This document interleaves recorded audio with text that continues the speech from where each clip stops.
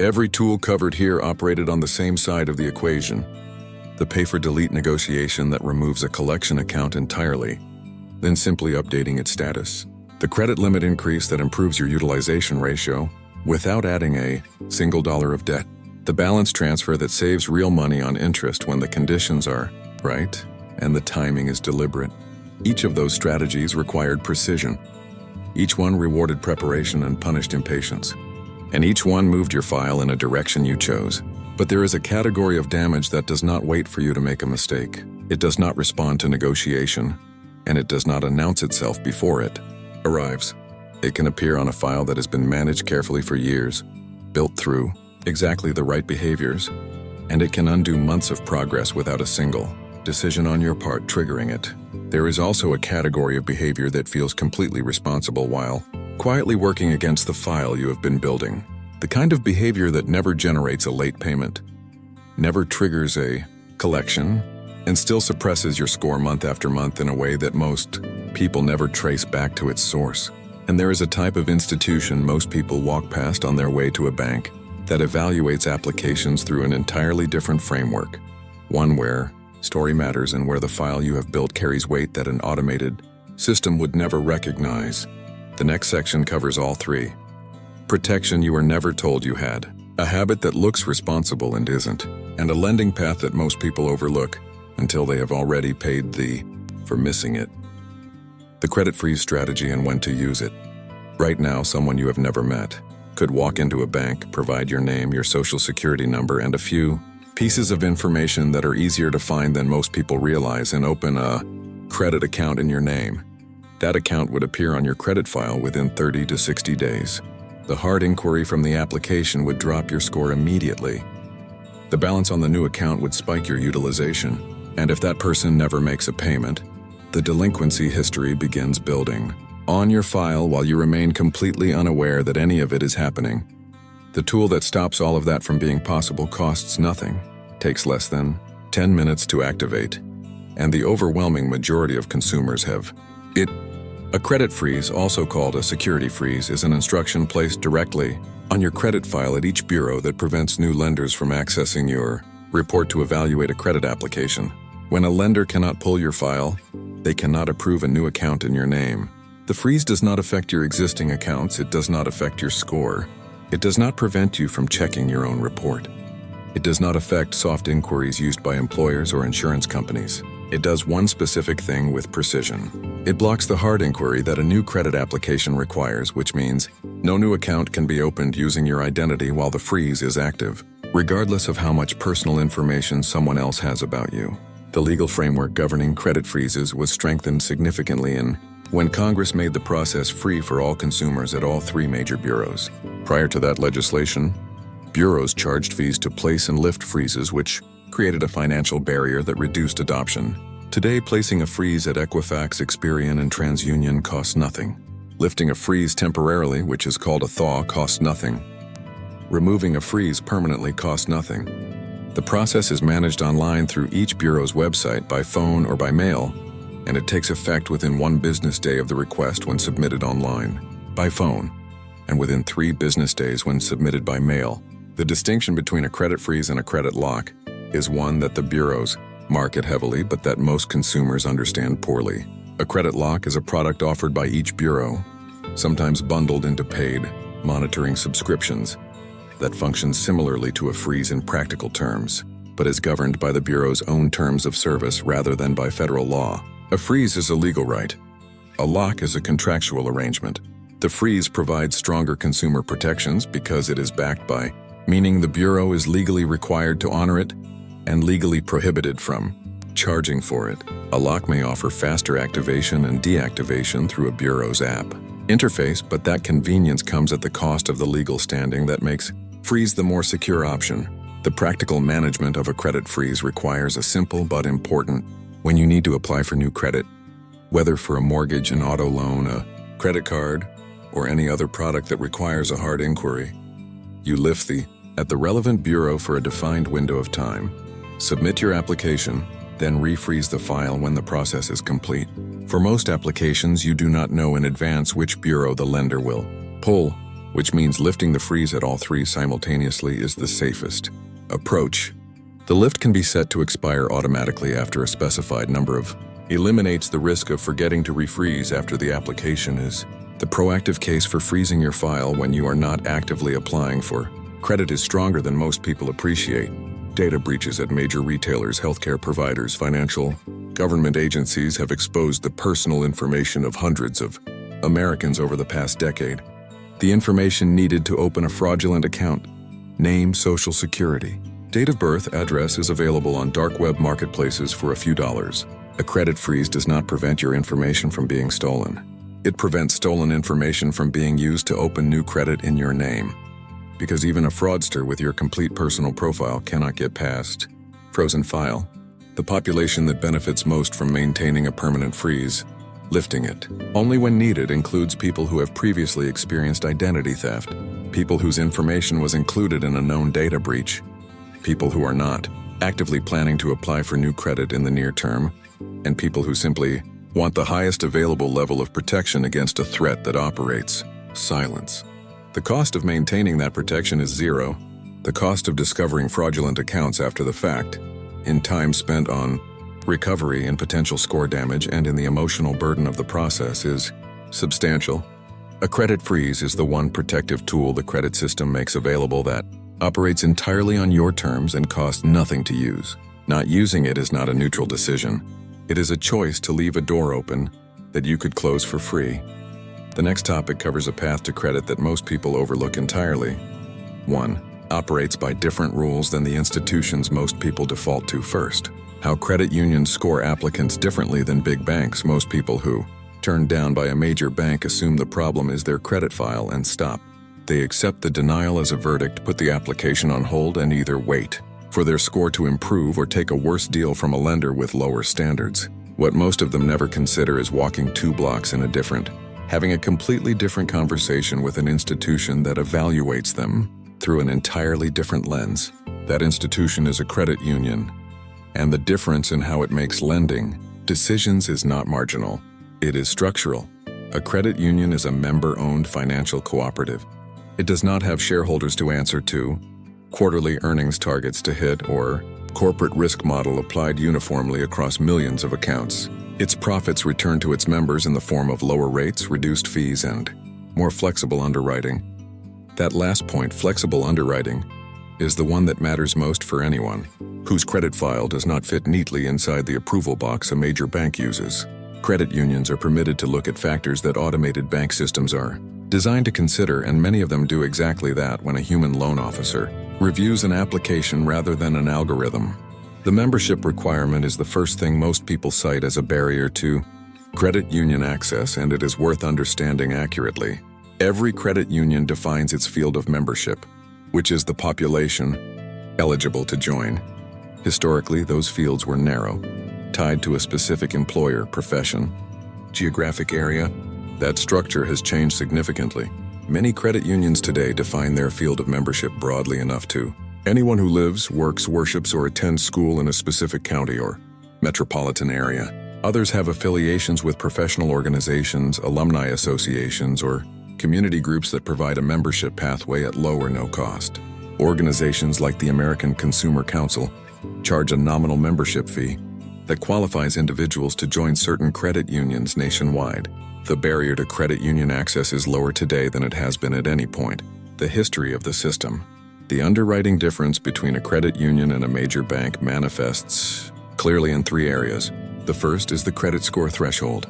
A major bank applying a uniform automated underwriting model may deny any application below a specific score cutoff without further review. A credit union loan officer reviewing the same application may look at the reason behind the low score, the trajectory of the file over the past 12 months, the stability of the applicant's income, the length of the banking relationship, and mitigating circumstances that explain a difficult period in the credit history. A score of 620 that resulted from a medical crisis 2 years ago, followed by 18 months of clean payment history, tells a different story than a score of built from chronic mismanagement, and a credit union loan officer is more likely read that story before making a decision. The second area is the product range. Credit unions frequently offer credit builder loans as a standard, specifically for people building or rebuilding a file from a damaged or thin starting position. These loans are not widely available at major banks. Credit unions also commonly offer secured credit cards with lower minimum deposits, lower fees, and clearer graduation paths than the secured cards offered through major bank channels. For someone in the early stages of building credit, the product lineup at a union is often better suited to their actual situation than what the major bank, the street, can offer. The third area is the rate structure on personal loans, auto loans, and credit cards. Because credit unions return their profits to members rather than shareholders, their rates are consistently lower on average than comparable products at major banks. For a borrower who qualifies at both institutions, the credit union rate on an auto loan or personal loan can save hundreds to thousands of dollars over the life of the loan. For a borrower who does not qualify at the major bank but does qualify at the credit union, the comparison is even more pronounced because the alternative to the credit union rate is not the bank rate but a higher rate from a subprime lender with far less favorable terms. The relationship aspect of credit union membership compounds over time in ways bank relationships typically do not. A member who opens a checking account demonstrates consistent activity, and a payment history with the credit union creates a documented relationship that the institution's loan officers can reference directly when evaluating future applications. A person who has banked with a credit union for 3 years, maintained an account balance, and never overdrafted is a known quantity to that institution in a way that a first-time applicant at a major bank simply is not. That relationship history does not appear on a credit report, but it appears in the conversation with the loan officer, and it influences outcomes. Credit union membership is not a fallback for people who cannot qualify elsewhere. For many borrowers, it is the smarter primary choice regardless of credit, and for borrowers in the rebuilding phase, it is often the most direct path to the products and rates that accelerate recovery. The next mistake most people make is not in where they borrow. It is in how they pay what they already owe. And the damage it creates is so slow and so consistent that most people never connect it to their score at all. The minimum payment trap and its long-term scoring consequences. It feels responsible. You got the statement? You looked at the minimum payment due, you paid it on time, and you moved on with your month. The payment was made. The account is current, nothing is late. From the outside, and even from inside your own financial reasoning, it looks exactly the right thing to do. The problem is not what it looks like. The problem is what it does over time, quietly, consistently, in a direction most people never track until the damage is already compounded across years of the behavior. The minimum payment on a credit card is not designed to help you pay off the debt. It is designed to keep the account current while maximizing the amount of interest the issuer collects from you over the longest possible period. The calculation behind the minimum payment, typically 1% to 2% of the balance plus accrued interest, is structured so that if you never add to the card and make only the minimum payment every month, the balance decreases, a rate so slow that it will take years, sometimes decades, to reach zero. During that entire period, the issuer is collecting interest on the remaining balance every single month. The minimum payment is not a debt elimination tool. It is a debt maintenance mechanism that benefits the issuer at the expense of the borrower. The scoring consequence of minimum payments operates through the utilization component, which accounts for 30% of the FICO score and responds directly to the balance reported on each account. When you carry a balance month to month by making only minimum payments, that balance is reported to the bureaus at the end of each statement cycle. A card with a $5,000 limit and a $3,500 balance that has been slowly declining through minimum payments shows 70% utilization month after month. The scoring model sees that elevated utilization consistently and responds accordingly, keeping your score suppressed at a level that reflects the ongoing debt load regardless of how perfectly you make each payment on time. The payment history component, which is the heaviest factor at 35% of the score, does register each on-time minimum payment as a positive event. That is the part that feels responsible, and that positive registration is real. An account paid on time, even at the minimum, is better for the payment history component than a missed payment. But the utilization component is simultaneously working in the opposite, dragging the score down through the weight of the persistent balance. The two components are pulling in opposite directions every single month, and over time the utilization damage accumulates in a way that the payment history credit does not fully offset. So, the financial consequence of minimum payments is documented and calculable in a that makes the behavior very difficult to justify once the numbers are clear. A $5,000 balance on a card carrying a 22% annual interest rate, paid at the minimum, payment only, takes approximately 27 years to pay off completely and costs more than $12,000 in total interest over that period. The original purchase of $5,000 ultimately costs more than $17,000 by the time the last minimum payment clears. That is not a hypothetical. That is the arithmetic of the minimum payment structure applied to at a common interest rate. The behavioral trap that sustains minimum payment habits is the feeling of control it creates.